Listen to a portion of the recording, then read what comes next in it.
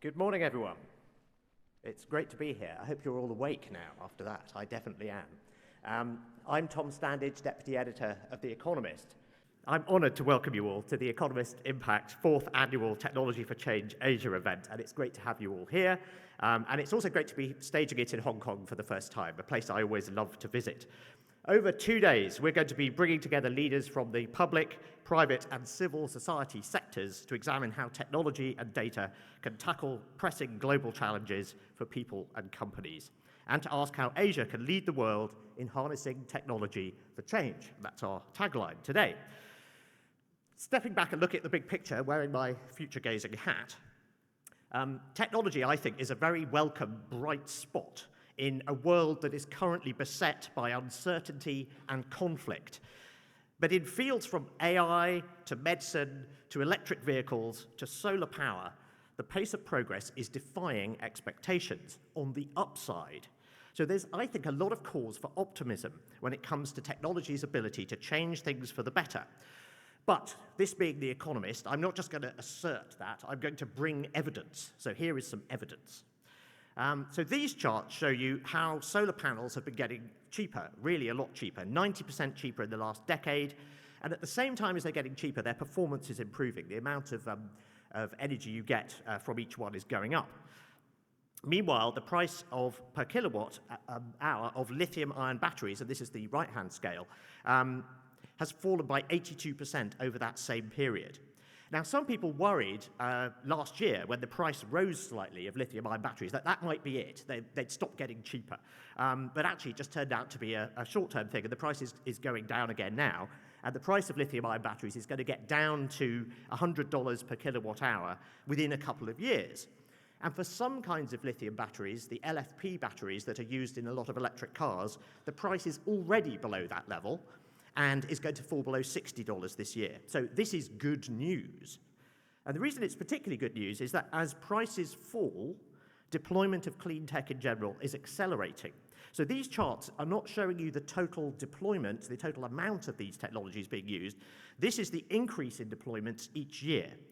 So if these curves were flat, the deployment would still be going up, but at a fixed rate. These curves are trending upwards, which means deployment is accelerating. And again, this is good news. And I saw Michael Liebrecht, who is a very respected energy commentator, he made the point last week that in 2004, it took a whole year to install a single gigawatt of solar panels. And by 2010, it took the world a month to install a gigawatt. And by 2016, it took a week. And some days last year, in 2023, we had days, single days, in which an entire gigawatt of solar PV was installed. So that's the sense, that gives you a sense of how quickly this is accelerating. But possibly my favorite thing about this is that when people try to forecast the deployment of things like solar panels and battery storage, they end up being wrong, consistently wrong, in a good way. They end up estimating how quickly these things are going to be adopted. Even the most optimistic forecasts end up being too pessimistic. So if you look on the left-hand chart, you can see that these little extra pieces they keep having to add on the top, those are the revisions to the forecasts. And that's even more good news. And all of these things essentially feed into each other, because faster deployment drives down costs faster, which further speeds up deployment. So it's like a sort of flywheel effect. So in this chart, you can see basically how deployment growth relates to cost reduction. And essentially, the bigger the bar on the left, so the faster the deployment is happening, the bigger the bar on the right, the faster the price falls. Now, we've seen this with lots of technologies over the years. It's not just a digital era thing. We saw this with aircraft in World War II, which is the big blue bar at the bottom. And we also saw it with the Model T Ford. So, a century ago, building 2-ton cars out of steel, it turns out that you get these same phenomena as well. And it's because of what's called learning curves or experience curves. So the more of something that you manufacture, whether that's one company or many companies, the more ways are found to make that process cheaper and more efficient. So do something lots of times, you get better at it. It's true for us as individuals, but it's also true for humanity as a whole. And this means that faster than expected deployment is driving faster than expected cost reductions. So again, I think that's all cause for celebration. That's all good news. So as you can tell, I'm very bullish on clean tech. And now let's talk about AI. We're going to be talking a lot about AI in the next couple of days. A lot of people are gloomy about AI, and they worry that it's going to take people's jobs, or that it will somehow turn evil and wipe out humanity. And we can have that discussion, and I'm sure that's going to come up in the next couple of days. But I'm not gloomy about AI. I'm optimistic about that too. And again, I've brought some data to make my case. These charts show the impact of giving AI sidekicks or co-pilots to workers in different fields. We've got legal clerks on the left who are drafting contracts, and we have call center workers on the right who are trying to resolve customer support calls for a software company. And there have been a bunch of these studies. There have also been studies that look at the impact on programmers and consultants. Now, what's really interesting is that all these studies seem to find the same thing, which is that the AI improves outcomes so that the curve bunches up towards the right, and so that means there are fewer low-quality outcomes. But if you look at the very top of the curves, you can see that the top doesn't move very much. There's a little bit of green poking out right on the far right. And what that means, those are the very best results. And these are produced by workers who are not using AI. So for a small number of high performers, AI doesn't really help. But for everyone else, it does. And it reduces the difference in quality between the best and the rest. So for the call center workers, which is the right-hand curve, the productivity of those workers improved by 14% overall when they were given this AI assistant. And essentially, it's suggesting things that they might want to say on the phone. It's just listening in, and they can choose to listen to it or ignore it.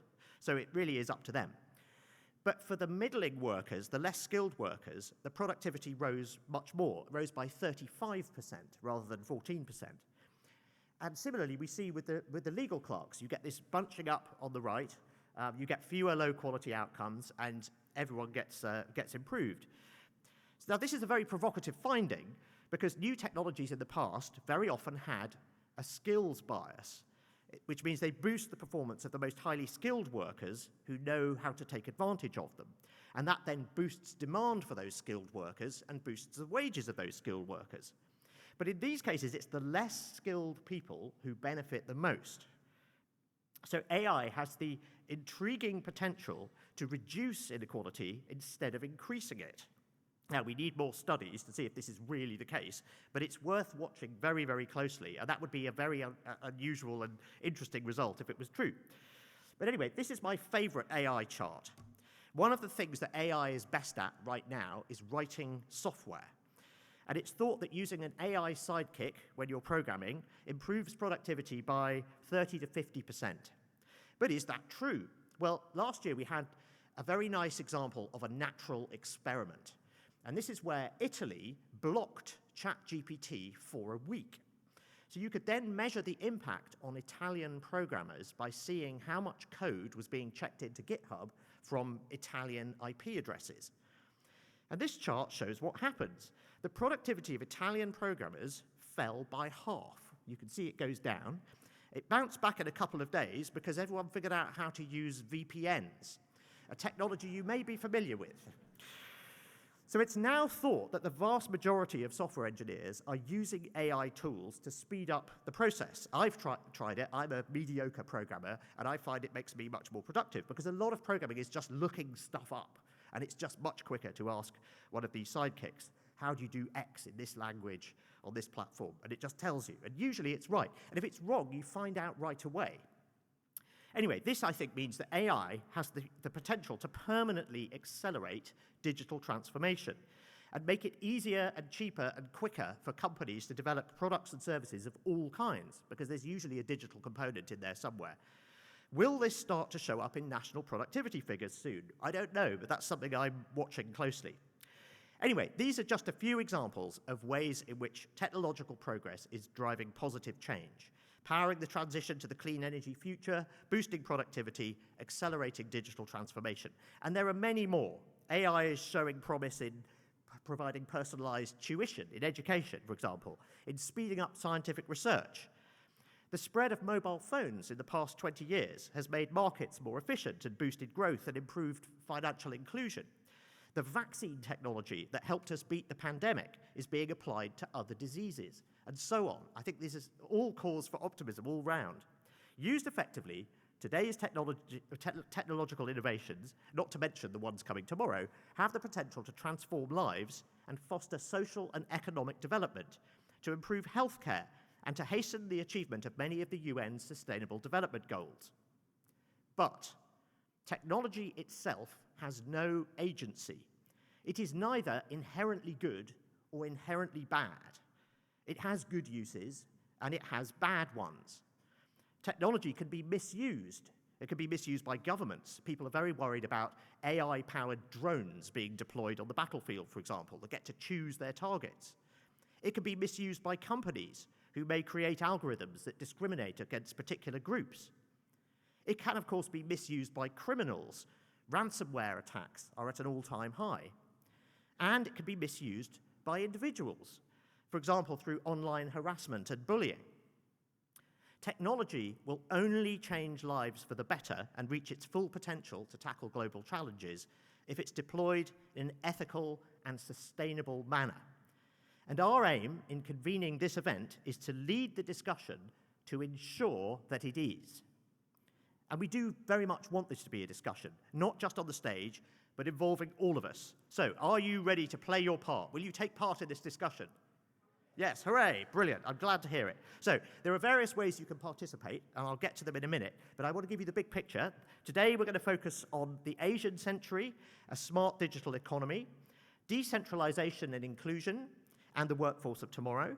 And then tomorrow, day 2, will focus on the future of AI. It's the technology that's getting the most attention right now, and understandably so we want to give that a good hearing. But it's not the answer to everything. So over these 2 days, we are looking at a wide range of transformative technologies.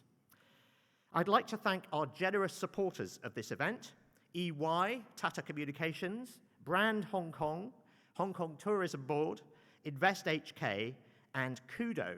Please visit the sponsors' booths in the exhibition area outside when you have a chance. The entire event will be in English with live AI translation offered in Cantonese and Mandarin by Kudo, our translation partner. There you go, AI in action.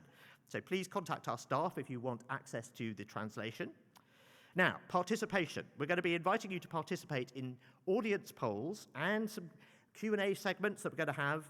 We're going to have microphone runners, so if you want to ask a question in the Q&A sessions, please raise your hand and someone will bring you a microphone. I think we ought to use drones for that, and that's my idea for a startup, which is a drone that carries microphones at conferences. But so anyone wants to steal that idea, have at it. Anyway, to get things started today, and in the spirit of participation and optimism that we want to foster, I would like to invite you all to reply to the following question by scanning the QR code. And this is to just make sure Slido, which is what we're using, is working for you. So please scan the QR code and then reply to the following question: which new technologies have the greatest potential to drive positive change? And please don't all just answer AI, okay? Let's just assume AI is, some people are going to say that. Let's hear about some things other than AI, or be more specific about AI in a particular field. But tell us where you're optimistic and which technologies you've got your eye on. And what we're going to do is we're going to collect together everything. AI is up there already. We're going to collect it all together into a word cloud, and we're going to be displaying it throughout the day. Okay, that's all from me for the time being.